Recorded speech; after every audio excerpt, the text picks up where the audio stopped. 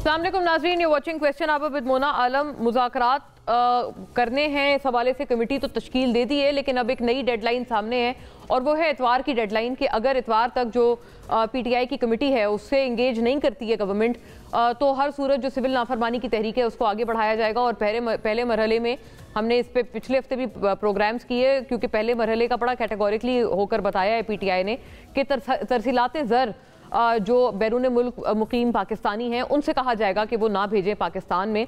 और उनकी क्योंकि एक फॉलोइंग है जो कि पीटीआई समझते हैं कि बैनुल अक़वामी ओवरसीज़ पाकिस्तानियों में बिलखुसूस मौजूद है, तो वो समझते हैं कि वो अगर उनकी कॉल आती है तो इन इफ़ेक्ट वाकई तरसीलात ज़र जो हैं वो पाकिस्तानी अपने यहाँ जो प्यारों को भेजते हैं, फैमिलीज़ को भेजते हैं, वो नहीं भेजेंगे।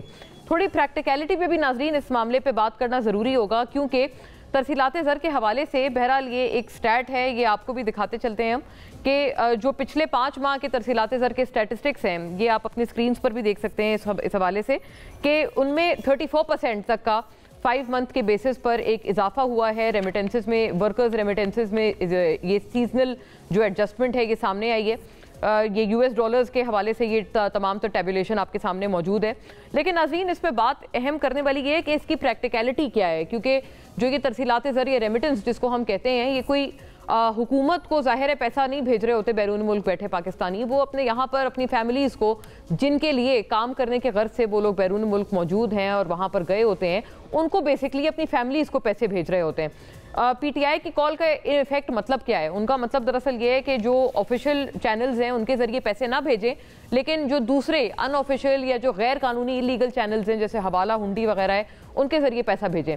नाज़रीन इसकी प्रैक्टिकलिटी एक बहुत बड़ा सवालिया निशान है, क्योंकि ज़ाहिर है not everybody can send money through unofficial और illegal means to their relatives in Pakistan. इसकी प्रैक्टिकलिटी पे एक बहुत ज़रूरी सवालिया निशान है जो बहरहाल मौजूद है। तो इसके ऊपर क्या पीटीआई ने सोच विचार किया या नहीं किया कि अगर उनकी कॉल पे कोई करना भी चाहे, इसके ऊपर अमल पैरा होना भी चाहे, तो क्या ये प्रैक्टिकली पॉसिबल है कि वो अपने प्यारों को यहाँ पैसे ना भेजें? और पार्ट बी इसका ये भी है कि जो इलीगल चैनल्स के जरिए जो कहा जा रहा है कि ऑफिशियल चैनल्स ना इस्तेमाल करें ताकि वो हुकूमत के एक उनके ख़जाने में रिफ्लेक्ट ना हो वो पैसा, वो अनऑफिशियल भी जो चैनल्स हैं या इलीगल जो चैनल्स हैं उनका भी इस्तेमाल करना क्या एक हर किसी के बस की बात है? तो प्रैक्टिकलिटी पे भी एक ज़रूरी सवाल है जो कि शायद उस तरह से उठाया नहीं जा रहा है। इंशाल्लाह आज ही हम उठाएंगे। फिर दूसरा नाज़रीन, जो कमेटी बनी है, कल पिछले वीक भी हमने ये बात की थी कि पहले आप के मामले में लगता है हुकूमत और अपोजिशन दोनों की गाड़ी निकल जाएगी। स्पीकर कौमी असम्बली जनाब अयाज सादिक साहब ने बहुत अच्छा एक जेस्चर दिया है। उन्होंने अपने जो सियासी कद है उससे बिल्कुल एक अकासी रखते हुए उस अपने सियासी कद की उन्होंने बात की है और उन्होंने कहा है कि अपोजिशन हो या हुकूमत हो, हर किसी के लिए उनके ऑफिस के और उनके ड्राइंग रूम के दरवाजे खुले हैं, आएँ बात करें और मामला हल करें और आइस मेल्टिंग करें। लेकिन ये करेगा कौन? पहल किसने करनी है? क्योंकि पीटीआई ने बहरहाल अभी भी कह दिया है, अपोजिशन लीडर उमर अयूब साहब ने, कि हमने पहल नहीं करनी है, हुकूमत ने करनी है तो करें, हम अभी भी वीक पोजीशन पे नहीं है। तो टकराव होना है या डायलॉग होना है, इस कशमकश पे कुछ देखते चलिएगा जो अभी हम लोगों ने कुछ मामला मजमूई तौर पर इकट्ठे किए।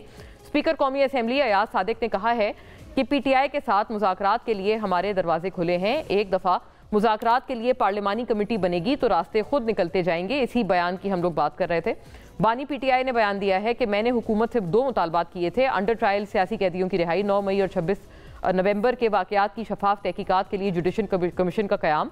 अगर हुकूमत इन पर इतवार 22 दिसंबर तक यानी परसों तक अमल दरामद नहीं करती तो सिविल नाफरमानी की तहरीक के पहले मरहले तरसीलात ज़र के बॉयकॉट का आगाज़ कर दिया जाएगा, जिसकी प्रैक्टिकलिटी पर हमने बहरहाल सवाल उठाए हैं। राना सनाउल्लाह ने कहा है कि पीटीआई के जो मुतालबात हैं उन पर इतवार तक तो कोई पेशरफ्त नहीं हो सकती, फिर भी अगर जल्दबाजी में सिविल नाफरमानी की तहरीक का शौक है तो तहरीक इंसाफ उसे पूरा कर ले। राना सनाउल्लाह ने मजीद कहा कि तहरीक इंसाफ से मुज़ाकरात नवाज शरीफ की इजाज़त से मशरूत है।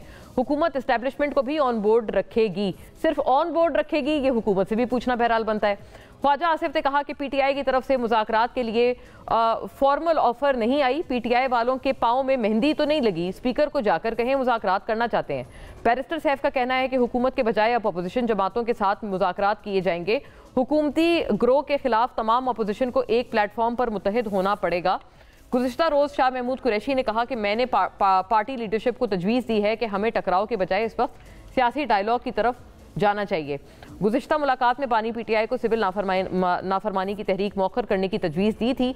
सिविल नाफरमानी तहरीक मौखर करने से हुकूमत की संजीदगी का अंदाज़ा भी हो जाएगा। शाह महमूद कुरैशी।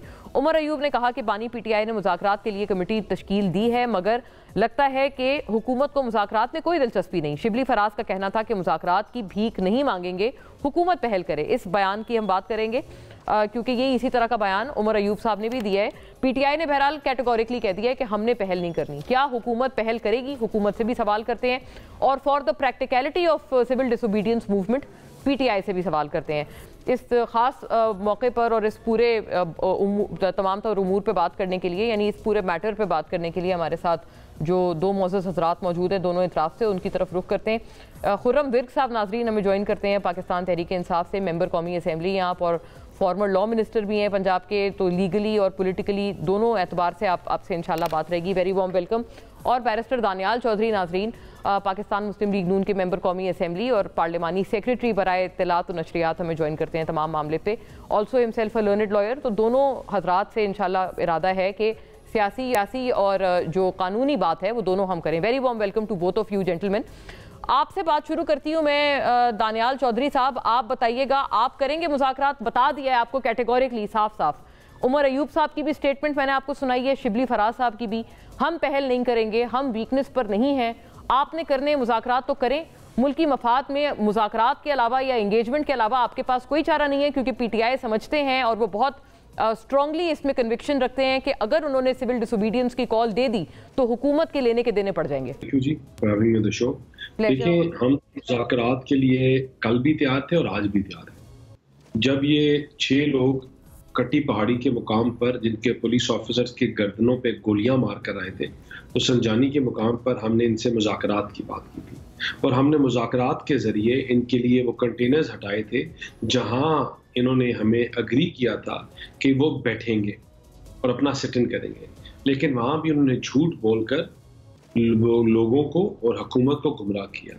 और हम आज भी इनके साथ मुज़ाकरात के लिए तैयार हैं। हमने कहा कि किन पॉइंट्स के ऊपर मुज़ाकरात, किस तरह मुज़ाकरात। स्पीकर साहब ने एक बड़ा कैटेगोरिकली कहा कि इनके लोग मेरे पास रोज आके बैठते हैं, रोज आके अपने कभी मसाइल मसले और मैं उनका हल निकालता हूँ। तो as being a neutral person उनके पास जाएं, मैं हुकूमत से दरख्वास्त करूंगा, वो करेंगे, और कि हुकूमत एक बॉडी बनाए मुज़ाकराती कमेटी और चीज़ों को आगे लेकर चले। देखिए, अगर तो ये कोई शिकों की लिस्ट देंगे और कहेंगे कि ये करोगे तो हम मुज़ाकरात करेंगे और ये करोगे तो हम करेंगे, तो मुझे लगता है कि फिर उसका कोई फायदा नहीं है, कोई ना हतमी नतीजा निकलेगा। मैं दानियाल साहब आपसे बेसिकली अर्ज ये करी थी कि आप पहल करेंगे, आपने मुज़ाकरात की हिमायत की, इसमें तो ये तो हमें पता है, आप सबसे हमने सुना भी है कि आप कहते हैं आपको मुज़ाकरात में कोई मुज़ायका नहीं है, लेकिन पहल करेंगे आप जाएंगे इनकी कमेटी के पास? हमने तो पहल की हुई है। हम तो इनसे बार बार ये कह रहे हैं, जब ये कह रहे थे कि मुल्क को आग लगाओ, बंद कर दो, आखिरी कॉल है, इस मुल्क को बंद करना है, हम इमरान खान को लेके जाएंगे, इन ईरान के गलों से इनको खींचेंगे, हम तब भी मुज़ाकरात की बात कर रहे थे और हम आज भी मुज़ाकरात की बात कर रहे हैं। हमने तो पहल बहुत पहले की हुई है और हम आगे भी मुज़ाकरात की बात करते हैं, लेकिन ये जब उसके ऊपर सीरियस होंगे, इनके एक्शंस रेसिप्रोकेट करेंगे, तो I think will have the conversation. Till then I think ये खाली एक सिर्फ ड्रामा और टाइम गेनिंग। तो दानियाल साहब अभी का बता दें, अभी ये जो अभी वाली मुज़ाकरात की इनकी तरफ से बाकायदा कमेटी तश्कील दी गई है, तो इसमें आपको सीरियसनेस अभी नजर नहीं आ रही दिस पर्टिकुलर टाइम? देखिए, किससे मुज़ाकरात करने हैं इन्होंने? आपसे करने, उन्होंने कहा है। मुज़ाकरात करने का तरीका क्या है? सब कमेटियों में बैठे हुए हैं। आज स्पीकर्स कॉन्फ्रेंस थी, इनके तमाम जमाती लोग मौजूद थे, इनकी जमात के लोग मौजूद थे। आपने स्पीकर को एंगेज करना है और उससे फिर पॉलिटिकल पार्टीज जो है उनको ऑन बोर्ड, स्पीकर साहब को ऑन बोर्ड लेकर एज ए न्यूट्रल पर्सन चीज़ों को आगे चलाएं। अगर ये उसी दफ्तर में बैठते हैं, सारा दिन बैठ के अपने हलकों में और फंड्स और चीज़ों की काम करते रहते हैं, जब वहाँ ये बैठ के ये कह सकते हैं कि इमरान खान का बोझ हम नहीं ले सकते, हमें माफ कराओ, कहते हैं बाकी जमात के लोग कहते हैं कि हमें किस चक्रों में फंसा दिया है, इसने हमें पागल किया हुआ है। तो जब इनकी आधी जमात के लोग ये खड़े होकर बात कर सकते हैं, तो इसमें क्या है, लोगों को बेवकूफ बना रहे हैं। ये तो आप बड़ी अहम बात कर रहे हैं, यानी ये गुफ्तशनी तो आप कहते हैं पीटीआई के लोग असेंबली में बैठकर और अपने पार्लियामेंट के कमरों में, चेंबर्स में बैठकर ये गुफ्तगू करते हैं कि इमरान खान से जान छुड़ाओ हमारी। में नहीं जी, चेंबर्स में नहीं, अंदर हॉल्स में बैठ के, मेजॉरिटी लोग में बैठ के, ओ आपके सामने खुली खुली ये वाली गपशप हो रही होती है। इमरान खान का ये बोझ जो है, ये तफरीक नफरत का कोई चार नाश्ते तैयार नहीं है, लोग भी भागे हैं, लोग भी उठाने के लिए तैयार नहीं है। मुझे एक बात बताएं, कब तक आप नफरत के ऊपर सियासत करेंगे? आप एक दिन कर सकते हैं, 2 दिन, 3 दिन, 4 दिन, फिर लोग भी सवाल पूछते हैं कि कब तक आप गाली की बुनियाद के ऊपर, तफरीक की बुनियाद के ऊपर, अपने अफवाज को कमजोर करने की बुनियाद पर, पाकिस्तान को कमजोर करने की बात के ऊपर सियासत करेंगे? तो बहुत से लोग, ये तो बड़ी आपने, मैं समझती हूँ कि आपने बहुत एक अहम एलिगेशन लगाई है। खुर्रम विर्क साहब, आप फरमाइएगा। जी, दिस इज रियलिटी। ये आप वो रियलिटी कह रहे हैं, वो एलिगेशन भी नहीं, वो उससे step ahead, quite many steps ahead. Daniyal साहब फरमाते हैं कि ये रियलिटी है कि लोग असेंबली हॉल में खुली खुली ये गुफ्तगू करते हैं कि हम ये बोझ नहीं उठा सकते इमरान खान साहब का और उनकी जारहाना सियासत का, हमारी जान छुड़ाई जाए। और दूसरा ये फरमाइएगा, एक एलिगेशन आ रही है बहरहाल पीटीआई पे कि आपके केसेस कुछ मंतकी अंजाम पर पहुंच गए। नन अदर देन शेर अफजल मरवत साहब, उन्होंने ये कहा है कि आपके केसेस बड़े मंतकी अंजाम तक पहुंच गए हैं, जो कि आपके लिए या आपके पार्टी चेयरमैन फाउंडर के लिए प्रॉब्लमेटिक साबित हो सकते हैं, और अगर उनका केसेस का फैसला आ जाता है तो वो ज्यादा आपकी जो बार्गेनिंग पोजीशन है ना, वो बहुत वीक हो जाएगी। सुनिएगा मरवत साहब से और ये रिस्पॉन्ड कीजिएगा इनको।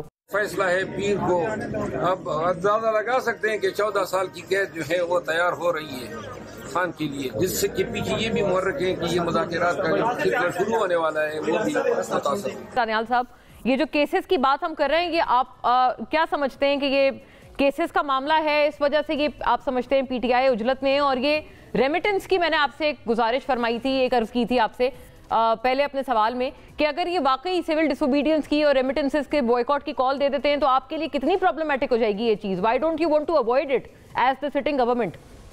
देखें जी, ये हमारे लिए पहली बात तो कोई नई चीज नहीं है। ये वही लोग हैं और ये वही जमात है जब जिस IMF पाकिस्तान में बैठकर गरीब, बेरोजगार और मजदूर के साथ निगोशिएट कर रही थी, तो ये वहां खड़े होकर कहते हैं कि पाकिस्तान के साथ अगर निगोशिएट किया IMF ने तो हम सिविल नाफरमानी करेंगे, हम आग लगा देंगे, मुल्क को बंद कर देंगे, इस मुल्क को चलने नहीं देंगे। ये वही लोग हैं कि जो IMF की बिल्डिंग के बाद अपने शोधाओं के और अपने फौजियों के मुजस्मे जला रहे थे और उनके एहतजाज करते और अपने चीफ ऑफ आर्मी स्टाफ की तस्वीरों को आग लगा रहे थे। ये वही लोग हैं जो रोज प्रोटेक्शन करते थे पाकिस्तान बैंकरप्ट हो गया या हो चुका है या हो रहा है।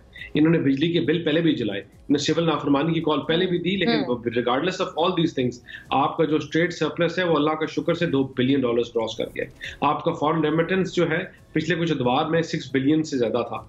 इंशाल्लाह आगे आने वाले दिनों में भी एवरी कमिंग डे हमारा मुल्क जो है बेहतरी की तरफ जा रहा है। जब इस सिविल नाफरमानी की बात करते हैं तो इनकी सियासी मौत है कि पाकिस्तान आज बेहतर हो रहा है। इनकी सियासी मौत है कि ये जो जिस पाकिस्तान को दिवालिया करने के दोनों हाथों से लगे हुए थे, वो PIA हो जिसको उन्होंने वीरान बस बना दिया या कोई और इदारे हों, वो आज अपने खुद मुख्तार हो रहे हैं और अपने कदमों पे खड़े हो रहे हैं। ये तमाम चीजें जो हैं ये इनको फोर्स करती हैं कि सिविल नाफरमानी की बात करें, और वो इसलिए बात करें क्योंकि इनकी सियासत जो है वो तामीर और तरक्की के ऊपर, कोई लोगों इकट्ठा करने के ऊपर नहीं है, अपनी प्रोग्रेस का बताने के लिए नहीं है। ये 11 साल से एक सूबे में बैठे हुए हैं, 11 साल से। ये कभी लोगों को ये नहीं कहा क्योंकि हमने तुम्हारे लिए अस्पताल बनाए, रोड्स बनाए, स्कूल्स बनाए, एजुकेशन सिस्टम बनाया तो हमारे साथ चलो हम इस्लामाबाद जा रहे हैं इमरान खान को रिहा करने। ये नफरत की बुनियाद पर लोगों को इकट्ठा करते हैं, ये नफरत की तकसीम की बुनियाद के, कभी लासानी बुनियाद के ऊपर, कभी सूबों की बुनियाद के ऊपर, कभी पंजाबी पख्तून। दानियाल साहब, एक आपसे अर्ज, ये बात वो कर रहे हैं इलेक्शंस की लेजिटिमेसी की, ये आप कैसे कह सकते हैं कि ये अवामी इशू नहीं है या इनका जाती मामला है? क्योंकि अच्छा, मैं अलाउ मी, मैं खुर्रम साहब से पूछ लूं जो मेरा बात बताएं, लेजिटिमेसी आप इस तरह अचीव करते हैं कि आप 9 मई करें, या लेजिटिमेसी इस तरह अचीव करते हैं कि आप अपने शोधाओं के मुजस्मे जलाएं, या लेजिटिमेसी इस तरह आप अचीव करते हैं कि आप यूनिफॉर्म ऑफिसर्स के गलों पे गोलियां मारें? इस तरह लेजिटिमेसी नहीं होती। ये पाकिस्तान की, ये जो कर रहे हैं ये मुसोलिनी ने भी किया, ये हिटलर की नाज़ीज़ ने भी किया, लेकिन उनके एंड में क्या मिला? वो मुल्क भी तबाह हुए और उन्होंने बताएंगे खुर्रम साहब, वो हिटलर से तशबीह दे रहे हैं आपकी लीडरशिप को, आपकी पार्टी की। मैंने पहले भी आपसे अर्ज किया था, लेकिन कुछ टेक्निकल ग्लिच की वजह से आपसे मेरी बात नहीं हो पाई। आप प्लीज गो अहेड। आपसे जो मेरा पहले वाली जो मेरी गुजारिश थी वो भी बताइएगा कि मरवत साहब कह रहे हैं कि सजाएं होने वाली हैं, 14 साल तक की सजा हो सकती है खान साहब को, पीर तक। इस वजह से आप hence the urgency from PTI कि आप बहुत अर्जेंसी में हैं इस वक्त कि जल्दी मुज़ाकरात हों, या आपको कोई एक वे आउट या एनआरओ जिसे आप कहते थे वो दिया जाए। Thank you so much. और बैरिस्टर साहब ने बड़ी अपनी तरफ से अच्छी भी बातें की होंगी। यकीनन इनकी बातों का मैं तो अच्छा बुरा कहने वाला कोई नहीं होता हूँ।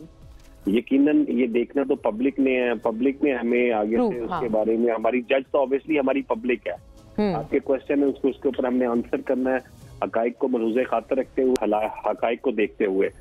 एनीहाउ, मेरे भाई ने अभी बड़ी बातें की, चढ़ दौड़ने की, तमीर और तरक्की की।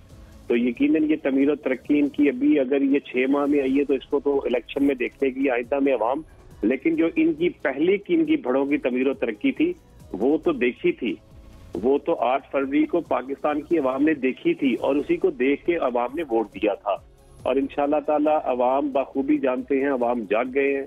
ये जो मर्जी कहें, हमें हिटलर से तशबीह दें या कुछ भी बात करें, इंशाल्लाह ताला अवाम बिल्कुल जागे हुए हैं और उनके हौसले किसी भी हवाले से पस्त नहीं है।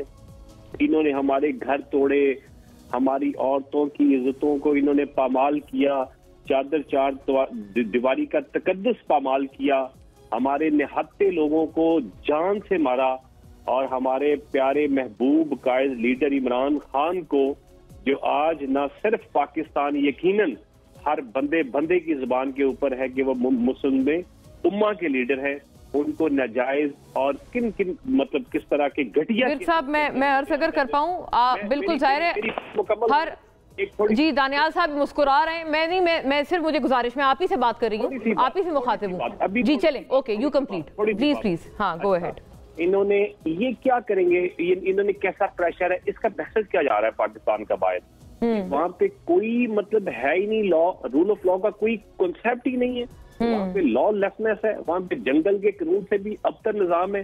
हाँ, ये इम्प्रेशन जा रहा है आप कहते हैं बैनुल अक़वामी सतह पे हमारा। ठीक हो गया। हमारा है क्या, हमारे आज मुतालबात क्या है? इमरान खान साहब के वही मुतालबात है कि 9 मई और 26 नवंबर की जो तहकीकात होनी चाहिए बिल्कुल गैर जानबदारी से होनी चाहिए। वो किसी भी वो उसके ऊपर जुडिशल कमीशन फौरी तौर पे बनाना चाहिए।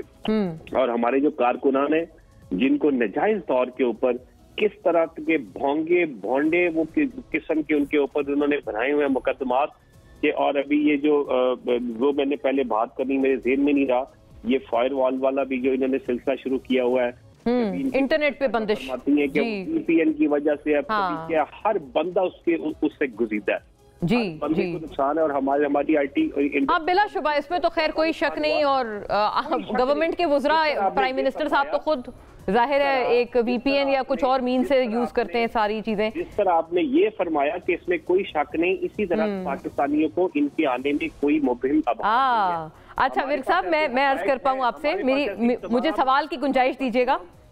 आप फरमा रहे थे, आपने कहा महबूब लीडर, जाहिर है हर किसी को अपना लीडर महबूब होता है। अभी दानियाल साहब ने एक बड़ी अहम बात की, उन्होंने कहा ये एलिगेशन नहीं, ये हकीकत है कि आप लोग सारे, आप तमाम जो MNAs हैं वो बैठकर असेंबली हॉल में ये वाली गुफ्तगू करते हैं कि खान साहब क्या किस तरह किस नहज पर निकल पड़े हैं, हम इनका बोझ नहीं उठा सकते, हमारी जान छुड़ाई जाए। ये सुने इसका जवाब सुने। सबसे पहले तो मैं इन्ना लिल्लाहि व इन्ना इलैहि राजिऊन पढ़ूंगा। ये अगर किसी ने भी जिसने जो भी बात की, डिस्टॉर्ट किया या मिसस्टेट किया फैक्ट्स को, हकाइक को जिस तरह से भी बयान किया, आप मुझे ये आप देखिए कि हम ऐसे जो कारकुनान जो आज मेंबर नेशनल असेंबली बने हुए हैं, हम तो कहते हैं कि हम तो बने इमरान खान के वोट से हैं। हम भले क्यों इस तरह की अहमकाना गुफ्तगू करेंगे, हम क्यों इस तरह के बयान देंगे? हमारी पॉलिटिक्स का आगाज भी और अंजाम भी हमारे महबूब कायद हमारे लीडर इमरान खान साहब के साथ है। ऐसी बिल्कुल बात नहीं है, कोई बात नहीं है कतन। जिस तरह की अभी मसाइल से हमारे जो थे MNA साहिबान जो गुजरे हैं, अगर उनके ऊपर इस तरह की बातें या चीजें होती तो वो शायद हमें बाकियों की तरह जो 2-4 गए हैं वो लौटे हुए हैं उनकी तरह शायद बाकी भी चले जाते। कतन ना कभी किसी ने बात की है और देखें जो 26वीं आईनी तरमीम इन्होंने की है, पूरा पाकिस्तान उसका गवाह है। पूरे पाकिस्तान ने देखा है कि किस तरह ये वो स्टिक एंड कैरेट वाली गेम थी, एक हाथ में इनके बैग था और एक में इनके डंडा था, या पैसे लो या डंडे खाओ। I'll take it across। जरा एक बात हो जाए ना, आपकी बातों पे भी वहां से रद्द-ए-अमल एक आ जाए और फिर आपकी तरफ दोबारा भी मैं आती हूँ पलट के। दानियाल साहब, बात को कंप्लीट कर दूं, मैं कंप्लीट आपको बता दूं, ऐसी हमारे तमाम जो हमारे एमएलए साहिबान हैं, बड़े जीरक, बड़े समझदार। ठीक हो गया, आप डिनाई कर रहे हैं, आपने कहा सारे सही हो गया, आपने कहा जिनकी बदौलत आप लोग एमएनए बने हैं, आप कैसे उनके बारे में ये बात कर सकते हैं? ये भी आर्ग्यूमेंट सही है दानियाल साहब। ये आप एक तो उन्होंने बिल्कुल राइट अवे इसको, आपकी बात को उन्होंने तरदीद की है सख्त अल्फाज में दानियाल साहब, जो आप एलिगेशन लगा रहे हैं कि वो ऐसी गुफ्तगू करते हैं। दूसरा ये कि कमीशन बना दें, ये जो आप कहते हैं कि इन्होंने फौजी एहलकारों पे और इन्होंने इतनी ये हर्जा सराई की है, पुलिस वालों को भी नहीं छोड़ा, इन्होंने रेंजर्स को नहीं छोड़ा वगैरह वगैरह, तो आप एक कमीशन बना दें, इनको और ज्यादा एक्सपोज होंगे ना अगर इन्होंने ये सब किया है। आपको क्या हिचकिचाहट है? दूसरा ये एक पीटीआई की तरफ से ये भी एक बात आ रही है कि स्पीकर साहब जो अभी बहुत पेश हैं मुज़ाकरात में, वो तो उस वक्त कुछ नहीं कर पाए थे जब पार्लियामेंट लॉजेस में से उठाया गया था इलेक्टेड मेंबरान को पीटीआई के, तब भी वो कहते हैं KSI का तबादला नहीं करा पाए थे स्पीकर साहब, तो वो फिर हम उनसे मुज़ाकरात क्यों करें जिनके पास, यानी आप लोगों के पास आप बिल्कुल पावरलेस हैं सारे। देखें, पहले तो मुझे इनकी बात पे हंसी थोड़ी आ रही थी कि उन्होंने शक्कर इतना ज्यादा डाल दिया मेरे भाई ने कि बात मेरे ख्याल से वो जन्नत से आगे निकल गई थी। अच्छा, तो थोड़ा बात जो है ना कम रखें, उम्मे मुस्लिमा को छोड़ें, आप सिवाय कुछ यूनियन काउंसिल्स के अलावा आपकी सियासत खत्म हो गई है और पूरे पाकिस्तान से कोई बंदा नहीं निकला इनके लिए। लोग मुंतजिर रहे कि किधर KP, किधर पंजाब, वहाँ सिंध से जो आना था, जो फ्रंटियर से जो पंजाब के और इलाकों से आना था, साउथ से आना था, सब लोगों ने नफरत के बयानिए को खैराबाद कर दिया। वो जो उम्मे मुस्लिमा के जो लीडर अंदर बैठे हुए हैं, इनको मिन्नतें कर करके लोगों को लिस्टें भिजवा के कहते हैं कि आए अडियाला जेल आ जाए, कोई बाहर भी नहीं आता, कोई खड़े होने के लिए भी नहीं इनके लिए आता, क्योंकि लोग जो है इस नफरत के बयानिए को उठाने के लिए तैयार नहीं है। मैंने आपसे कहा कि जो चीज़ें बेहतर हो रही हैं, जो चीज़ें बेहतरी की तरफ जा रही हैं, लोग इनकी सियासत को खैराबाद कर रहे हैं कि किसी नफरत की बुनियाद के ऊपर लोगों को इकट्ठा करना बड़ा आसान है। आपके अपने बच्चे मैकडॉनल्ड्स खा रहे हो, अपने बच्चे बाहर अमेरिका में बैठे हो और लोगों के बच्चों को कहो कफन बांध कर आओ, ये कौन सा लीडर करता है? आपके अपने बच्चे जो हैं वो यहूदियों के हाथ पे खेल रहे हो और उनके हाथ में बड़े हो रहे हो और लोगों कि जो फौजी प्रोडक्ट्स हैं, जो रिटायर्ड और जो शोधाओं की फैमिलियों को जो ट्रस्ट सर्व करता है कि इनके प्रोडक्ट्स को बैन करो। जब आपके रॉथस्चाइल्ड फैमिली आपको सपोर्ट कर रही हो, आपकी फाइनेंशियल और नॉन फाइनेंशियल एक्टिविटीज में आपके साथ खड़ी हो, आपको सपोर्ट करने के लिए। दानियाल साहब, ऐसे आप लोग जब ये गुफ्तगू करते हैं ना उनकी फैमिली से मुंसलिक करके खान साहब की, तो वो कहते हैं आप जाती अटैक्स पर उतर आए हैं। आपने कहा ना कि वो यहूदियों के हाथों बच्चे बड़े हो रहे होंगे वगैरह। मैं फैमिली नहीं, मैं इनकी फॉरेन फंडिंग की बात कर रहा हूँ, जो इनके पीछे खड़े हैं, कल भी जो पाकिस्तान को कमजोर करने की बात करते हैं। ये उन लोगों की जो अमेरिका में बैठकर गजा के बच्चों की स्टेटमेंट नहीं दिलवा सकते, लेकिन उनको उन लॉबियस्ट से उनसे लॉबियस्ट को इस्तेमाल करके पाकिस्तान में इमरान खान को बोटी ज्यादा मिल रही है, छोटी मिल रही है, या आलू 2 हैं या 4 हैं, या जिम की जो मशीन है उसके सेल कमजोर हो गए हैं, उसके ऊपर उनको एक दानियाल साहब प्लीज, वो कहते हैं आपने सर्दी में, ठिठरती सर्दी में उन्हें कंबल तक नहीं दिया। अलीमा खान साहिबा इज ऑन रिकॉर्ड।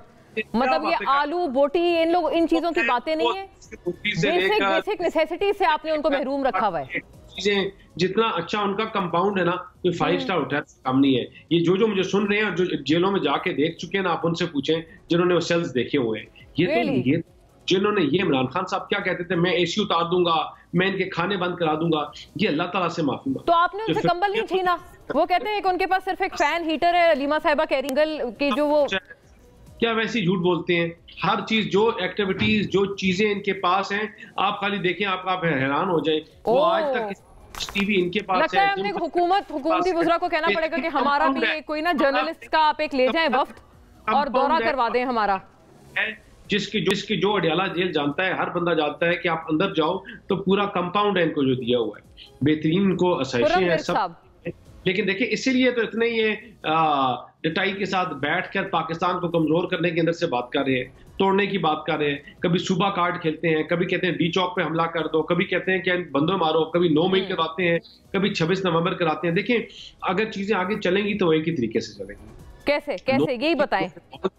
9 मई के जो लोग इन्वॉल्व हैं उनको सजाएं होंगी, उनके ट्रायल कि सजाएं होंगी। ये नहीं हो सकता कि एक जो वर्दी में मलबूस जो ऑफिसर को उठाया हुआ है उसको सजाएं हो जाए और इनको ना हो। मैं तो समझती हूँ कि शायद एक शर्त रख दी है हुकूमत ने, बगैर किसी और चीज के, who all are accountable and involved। पहले 9 मई की सजाएं होंगी, फिर मुज़ाकरात होंगे। खुर्रम विर्क साहब, आई थिंक ये वन ऑफ अ काइंड है कि दानियाल साहब ने ऑन बिहाफ ऑफ गवर्नमेंट बताया है कि किस तरह से चीजें आगे बढ़ सकती हैं। आप अपनी तरफ से जो 9 मई वाले हैं उन सबको सजाएं होने दें, उसमें रुकावट ना डालें।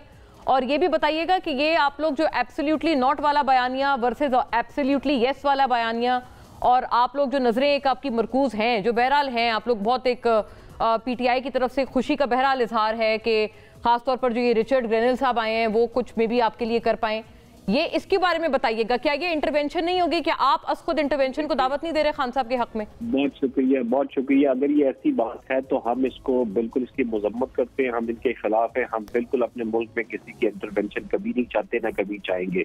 अगर हमारा तवक्कल है, हमें यकीन है, तो अपने रब के ऊपर यकीन है इंशाल्लाह ताला।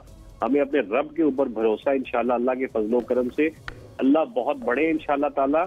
और जिस तरह की ये हुकूमत बातें कर रही है, जिस तरह की ये हुकूमत के ये लक्षण है, तो मैं इनको ये बताता चलूं कि तब जो वक्त था तब हजरत मूसा अलैहिस्सलाम और जो फिरौन था ना, उसका बज़ाहिर को मुकाबला नहीं था। लेकिन अल्लाह ताला मुसब्बिबुल अस्बाब है, अल्लाह ताला सबब बनाते हैं इंशाल्लाह ताला। हमारा लीडर बेगुनाह है, जो कैद में बैठा है वो बाहर भी आएगा और इंशाल्लाह ताला पाकिस्तान। आप हुकूमत को भी फिरौन से तशबीह दे रहे हैं, फिर लीड भी करेगा। मैं आपको जी यकीनन ये हुकूमत जो है, आप देखें, इस हुकूमत के बस की बातें नहीं है। ये हुकूमत खुद मैनेज हुई है, ये खुद हुकूमत चल रही है, मैनेज हुई है। लोग बैठे हुए हैं, आप ये देखें कि वो किस तरह से बैठे हुए हैं। आज बच्चा बूटा वो क्या एक शेर है, वो मतलब वो मुझे अभी जेहन में नहीं आ रहा, लेकिन मैं आपको अभी वो शेर भी सुनाता हूं। आप देखें कि पूरे पत्ता बूटा हाल हमारा जाने, वो वाला बूटा न जाने, बैरिस्टर दानियाल साहब ही न जाने, जाने ना जाने, गुल ना जाने, बाग तो सारा जाने, बाग तो सारा जाने। एग्जैक्टली। तो बात ये है कि पूरे लोगों को पता है, ना सिर्फ लोगों को पता। अच्छा, एक आपकी बात से सर विर्क साहब मुझे इजाजत दीजिएगा, एक सवाल है, बहुत अहम बात है। आरिफ अलवी साहब, योर फॉर्मर प्रेसिडेंट, उन्होंने बात की है। आप कह रहे हैं कि आपको अल्लाह के अलावा तवक्कल नहीं है, लेकिन उन्होंने कांग्रेसमैन राजा कृष्णमूर्ति, उनको कोट किया है, उनकी ट्वीट को, और बहुत उनका शुक्रिया अदा किया है कि वो खान साहब के हक में खड़े हो गए और वो रेजोनेट कर रहे हैं पाकिस्तानी अवाम की उमंगों के साथ। मतलब आपकी तरफ से ये तो सिर्फ एक ट्वीट है, कोई कमी नहीं है, चाहे वो शहबाज गिल साहब हों, फवाद चौधरी हों, आरिफ अलवी आपके फॉर्मर प्रेसिडेंट हैं, मतलब वो सारे ये लोग जो हैं वो सारी इनकी नजरें मरकूज हैं यूएस पे। आप कह रहे हैं आपको सिर्फ अल्लाह के अलावा किसी पे तवक्कल नहीं है। लेकिन जब वो आवाज उठाता है किसी के लिए, जब ह्यूमन राइट्स की यहाँ पे वायलेशन की जा रही है और बुरी तरह से की जा रही है, तो ऑब्वियसली जो हम हिस्सा है यकीनन कंट्रीज के साथ जो हमारे अलायंस हैं अक़वाम मुत्तहिदा के ऊपर, जो भी बातें यकीनन उन्होंने अपनी स्टेटमेंट्स उनके पास आज मीडिया के तवज्जुह से बातें चीजें जा रही हैं, जिसके सबब इन्होंने इसको आज फायर वॉल को लगा के इन्होंने इसकी बुरी हालत की हुई है। लेकिन वो दुनिया जान रही है, उनको पता चल रहा है कि पाकिस्तान के हालात किस तरह है, पाकिस्तान के अंदर क्या हो रहा है, किस तरह से ये हुकूमत बनी है, किस तरह से ये रजीम चल रही है। आपने भी बड़ी अच्छी बात की हमारे जो स्पीकर साहब उनके हवाले से। आप देखिए, स्पीकर जो है वो कस्टोडियन ऑफ द हाउस है, वो पार्लियामेंट की इज्जत और तकरीम के ऊपर इतना हर्फ आता है कि ऐसा माजी में कभी ऐसी कोई मिसाल नहीं आती कि अंदर जाके गाड़ियों के अंदर नकाब पोश काली गाड़ियों के अंदर जाके हमारे एमएनए साहिबान को, मेंबर नेशनल असेंबली को बुरी तरह से मार पीट के उनको साथ लेके जाते हैं। और स्पीकर साहब आज तक उनके कैमरे, स्पीकर के कैमरे, ये स्पीकर का घर है, स्पीकर के घर के अंदर वो घुसे हैं, स्पीकर के घर के उन्होंने कैमरे बंद किए हैं, आज तक इन्होंने इसके ऊपर इंक्वायरी नहीं, इसके ऊपर कुछ नहीं हुआ। ठीक है, मैं पूछती हूँ, ये बड़ी जरूरी बात है कि आप एक उनकी अथॉरिटी पे आप सवाल उठा रहे हैं ना दानियाल साहब, विच इज अ फैक्ट। क्या हुआ आपकी पार्लियामान की इज्जत का और वोट की इज्जत का, जब आप उस इतने संगीन मैटर के हवाले से जिसपे स्पीकर ने on the floor of house तशवीश का इजहार किया था याद सादिक साहब ने, आज तक वो उस पर कुछ भी नहीं कर पाए, तो this is the writ of your government. देखें जी, मैं अगर एक चीज को क्लैरिफाई करूं कि इन लोगों को जिनको जो आप कह रही हैं कि इनके लिए कुछ भी नहीं किया गया था, अगर इनको फौरी रिहा किया गया था अगर इनको जो सेफ पैकेज दिया था, जहां आपने अपने जो लेकिन आपने कोई वो उसके ऊपर इंक्वायरी तो नहीं कराई ना दानियाल साहब, जो कि कहा गया था कि होगी। मैं आपको बात बताऊं, ये कुछ घंटों के लिए जा रहे थे थानों में, ये इनको स्पीकर साहब ने सेशन को प्रोरोग नहीं किया सिर्फ इनकी वजह से, थ्रू आउट सेशन चलाते रहे, बल्कि बड़े लोग नाराज हुए और even to an extent where जो वहां के लोग थे उनको सस्पेंड कर दिया गया। और आज भी चीजें जो हैं वो ऑन गोइंग है, और मेक श्योर किया कि ये जो सिक्योरिटी मेजर्स हैं वो सख्त से सख्त हो, और उसके बाद जो सिक्योरिटी मेजर्स हैं वो आज उससे भी ज्यादा सख्त है। और इन लोगों को फैसिलिटेट किया हर तरह से, इनकी फैमिलीज को बुलाकर सारा कुछ, ये तमाम वो चीजें जो स्पीकर साहब ने किया। हमारे तो ये प्रोबेशन ऑर्डर्स 3-3 साल नहीं लेके देते रहे, ये तो डरते थे, हमसे सलाम करते हुए, हमसे बात करते हुए। इनके लोग जाती खानदानी ताल्लुक थे, उनसे हमारा फोन उठाने के लिए साहब भी कुछ कहना चाह रहे हैं इस पे। विर्क साहब वो कह रहे हैं आप शुक्र करें, आपके तो लोगों को जो छोड़ दिया वो स्पीकर साहब की बदौलत है, वरना तो ये आप लोग लंबे अंदर थे। तो इन्होंने स्पीकर साहब ने एक बंदे के लिए लेटर लिखा, उनको इंगेज किया, उनको चीजों में इंगेज किया। थैंकफुलनेस का तकाजा कर रहे हैं आपसे विर्क साहब, वो बार बार उनके लिए किया, राब्ता किया। और वन लाइन फ्रॉम विर्क साहब ऑन दिस। विर्क साहब आप जवाब फरमा दें इसका, उन्होंने किया तो इतने लिया इतना सब कुछ आपके लिए। यकीनन ऑब्वियसली इन्होंने फैसिलिटेट किया, मैं ऑन द रिकॉर्ड ये कह रहा हूँ बैरिस्टर साहब को, इन्होंने फैसिलिटेट किया, हमें पकड़वा के, हमारी वहाँ पे हजीमत बनवा के, हमारी करवा के, हमें गौसों मुक्कों से उनको पकड़वा के फैसिलिटेट तो इन्होंने किया, कैमरों को बंद करके फैसिलिटेट तो इन्होंने दरवाजों को खोल के किया, फैसिलिटेट तो इन्होंने लाइट को बंद करके किया, तो कोई शक नहीं है। यानी डबल गेम का आप इल्जाम लगा रहे हैं पीएमएलएन पे कि ये इन्होंने आपके आगे भी वो अच्छे बन गए और वहां पर भी फैसिलिटेशन दे दी जो आपको पकड़ने आए थे, right? I have to wind up. नाजरीन एक ब्रेक पे चल रहे हैं, and thank you to both the gentleman for this segment. Join us back after a break.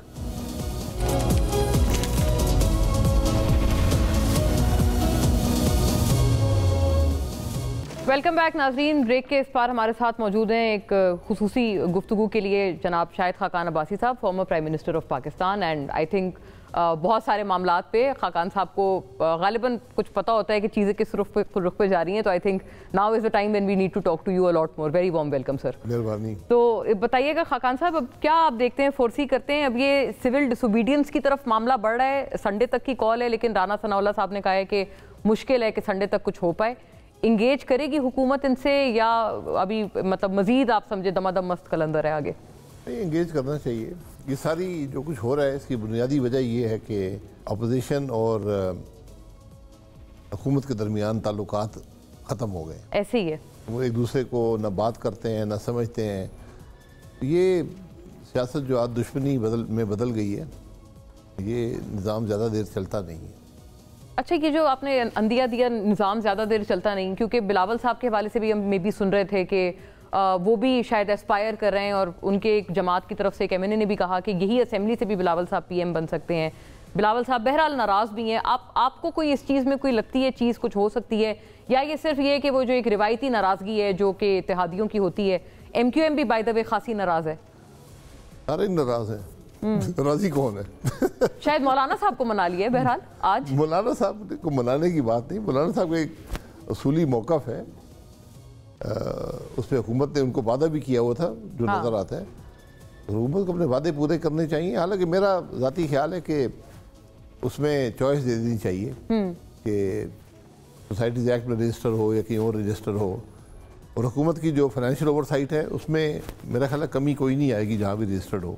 बहरहाल ये हल कर दें तो अच्छी बात है। लेकिन आपको लगता है कि नाराजगी मुतअद्दिद इतराफ से है, कुछ थ्रेट हो सकता है हुकूमत के लिए या अभी रूलिंग पार्टी पीएमएलएन के लिए? या हुकूमत को सिर्फ हुकूमत से ही थ्रेट है, अपने कारकर्दगी से थ्रेट है।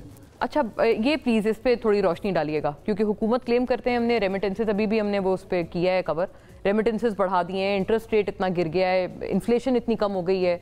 हुकूमत बढ़ाने में उनका क्या ताल्लुक है? मतलब it's an important economic stat, वो कहते हैं इस मुल्क से लोग चले गए हैं, इस वजह से आप समझते हैं ये इजाफा है। ऊपर नीचे होती रहती है, लोग चले गए हैं मुल्क से। What about inflation and interest rates जो बहुत कम हो गए? हुकूमत की कौन सी पॉलिसी है जिसने ये किया? इंटरेस्ट रेट कहाँ 6 से गए थे 24 पे, तो वापस उन्होंने आना ही था। जब सब कमोडिटी प्राइसिंग की बात है, कमोडिटी प्राइसेस नीचे आएंगी, इन्फ्लेशन रेट गिर जाता है। फूड इन्फ्लेशन आज भी परेशान कुन है और मज़ीद मुस्तकबिल में प्रॉब्लम आएंगे।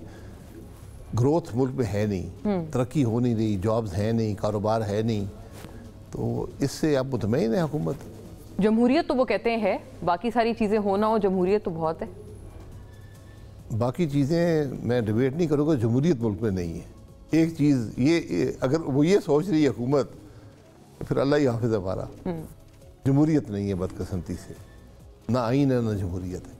और इसमें इसको आप समझते हैं ख़त्म करने में गवर्नमेंट का है कोई किरदार, या इतना ख़ास इनकी कंट्रीब्यूशन नहीं थी? क्योंकि मियाँ साहब उनसे खासी एक्सपेक्टेशंस, आपसे बहरहाल उनकी एक आखिरी मीटिंग ज़रूर हुई थी जिसमें मे भी थोड़ा सा कुछ आइस मेल्टिंग की कोशिश हुई हो, लेकिन उनकी जमात के मुतअद्दिद लोग, अब जैसे खुर्रम दस्तगीर साहब थे आपके हमरा एक कॉन्फ्रेंस में, वो भी अब ऑन रिकॉर्ड आ चुके हैं कि हमसे तो मिलते भी नहीं है वो 1 साल से। रीज़न बीइंग क्योंकि उनको देखा जाता है ना कि एज अ बिग फिगर जो कि शायद चीज़ें ठीक कर सकते हैं, संभाल सकते हैं बिगड़ते हुए हालात को। देखिए, जिस हुकूमत के पास मैंडेट ना हो ना, का उस कुर्सी पे बैठना ही मशकूक हो, वो कुछ नहीं कर सकती। ये बुनियादी बात है। इसके लिए वो बात छोड़ दें, मेरी कोई आइस बेल्टिंग की ज़रूरत नहीं थी, मेरा कोई गिला शिकवा नहीं था। मेरा एक उसूली बात पे मेरा इख्तिलाफ था, सोच और थी, इख्तिलाफ भी नहीं, मेरी सोच और थी, जमात की सोच और थी। उनको इक़्तिदार को इज़्ज़त दो, आगे हम वोट के ज़दों पे चलते रहे, इसलिए मेरे मुमकिन नहीं था उसको रिकनसाइल करना। खुर्रम ज़कीर साहब से कल भी मुलाकात हुई थी एक फोरम पर। उनकी initially I thought he had joined your party. नहीं, वो देखें, पार्टियां जो होती हैं नाराज़ लोगों की जगह नहीं होती है, कोई उनकी नाराज़गी है वो दूर कर लेंगे अपनी जमात से। तो अगर आपने जमात बदलनी हो या छोड़नी हो तो फिर सोच की बुनियाद पे होनी चाहिए। तो खुर्रम साहब का ये कहना कि मैं मिले नहीं है कुछ मुनासिब नहीं लगता। Why sir?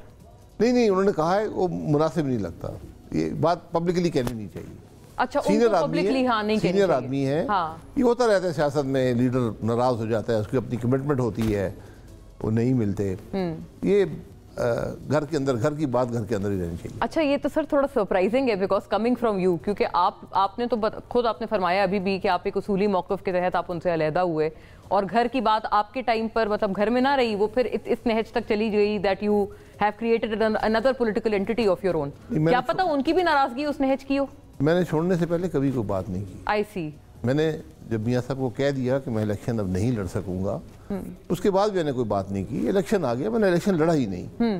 उसके बाद एक सोच है, मैं समझता हूँ हमारी जिम्मेदारी है कि मुल्क के लिए कुछ कर सके, और उसका एक ही तरीका था कि एक सियासी जमात हो जो मुल्क के मसाइल की बात कर सके, इंटेग्रिटी वाले लोग हों, तजर्बे वाले लोग हों, तो वो हम कोशिश कर रहे हैं। अवाम पाकिस्तान सब खान साहब, ये एक अहम बात है कि अब ये अमेरिका में होने वाली तब्दीलियाँ, फिर उसके बाद पाकिस्तान पर आने वाली मजीद पाबंदियाँ, ये सारी चीज़ें, और फिर वहाँ से जो रिचर्ड रेनल खान साहब के लिए उठने वाली आवाज़ें, दो ये कि 20 जनवरी को गालिबन फॉर्मली इक़्तिदार मुंतकिल होगा। तो अब ये जो सारा कुछ हो रहा है, ये आप समझते हैं कि बाइडन रजीम पे जाता है मामला सारा, या ये इनकमिंग ट्रंप आप समझते हैं एडमिनिस्ट्रेशन के मेजर्स हैं जो पाकिस्तान की तरफ मजीद सब? नहीं, उनके मेजर्स तो इनकमिंग रजीम के भी नहीं होंगे। ये जो हुकूमत जा रही है वो सोचती है कि हम जाते जाते कुछ क्रेडिट ले लें, पाकिस्तान को भी आंखें दिखा लेते हैं, और जब आपका घर कमज़ोर होगा तो फिर आपको सब आंखें दिखाएंगे। ये हमें सोचना चाहिए, अपने घर को मजबूत करें, ये निफाक दूर करें। ये जो झगड़ा मुल्क के अंदर है ना, ये पाकिस्तान को बहुत कमज़ोर कर रहा है, इसका शायद हमें एहसास नहीं है। तो सर इसमें कुछ आप देखते हैं कोई आइस मेल्टिंग कोई करेगा, या अब आप समझते हैं सिर्फ पीटीआई और गवर्नमेंट के दरमियान की बात है, या अब इससे भी आगे निकल चुकी है? What must the government do? कोई एडवाइस इस वक्त क्या करना चाहिए? हुकूमत है एडवाइस, मेरी एडवाइस से क्या फ़र्क पड़ता है हुकूमत को? उनको एडवाइस उस वक्त मिलनी चाहिए थी जब इलेक्शन हुआ था। अगर आप इलेक्शन के रिजल्ट कबूल नहीं करेंगे तो फिर मामला मुश्किल हो जाते हैं। तो आज जो है, आज सबको अपने ओहदे छोड़कर, अपनी पोजीशन छोड़कर पीछे ज़रा हटना पड़ेगा। मतलब रिजाइन कर दे गवर्नमेंट सारी? तो रिजाइन ना करे, ज़रा हुक्मरानी के जोम से बाहर। अच्छा, जोन से निकले, उस जोम से बाहर आए, पोजीशन अपनी छोड़ें, अपोजिशन से डायलॉग होना चाहिए। हुकूमत के अंदर कोई कैपेसिटी नहीं है मुल्क के मामला हल करने की, अपोजिशन के अंदर कोई कैपेसिटी नहीं है। अपोजिशन में भी नहीं है? हुकूमत चल रही है ना उनकी, केपी में हुकूमत है ना, उसकी क्या उनके हालात जी हम सामने हमारे। 11 साल से पीटीआई केपी में हुकूमत में है, एक पैसे का काम किया वहाँ पर। सही बात, राइट। पीपल्स पार्टी 16 साल से सिंध में गवर्नमेंट में है, कराची के हालात देख ले जाए। तो अभी आपने खाकान साहब फरमाया कि इलेक्शन का मैंडेट कबूल करना चाहिए था, मैंडेट तो इन्हीं लोगों को मिला था ना, अगर ये कबूल कर लेते, और आप कहते हैं इनमें कैपेसिटी नहीं है। किन को मिला था? पीटीआई को मिला था, जिसको मिला था।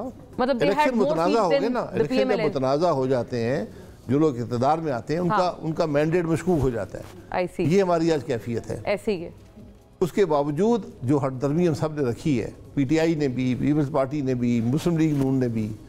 क्या कोई एक टावरिंग फिगर है? जैसे मुझे याद है पिछली इंटरेक्शन में आपने फरमाया था मौलाना साहब is that towering figure. Towering figure नहीं, जो बैट्स बिठा सके सबको। और आज जो मुल्क के हालात हैं, इन सबको बैठना पड़ेगा अगर उनको मुल्क की परवाह है। अगर ये लोग नहीं बैठेंगे, मैं समझता हूं मुल्क की परवाह नहीं, इसके अलावा हल नहीं है। दुरुस्त, राइट। ये इसके अलावा कोई हल नहीं है। इस अच्छे नोट पे वाइंड अप करेंगे और इंशाल्लाह लेट्स टॉक टुमारो के what's happening ahead. Thank you for watching.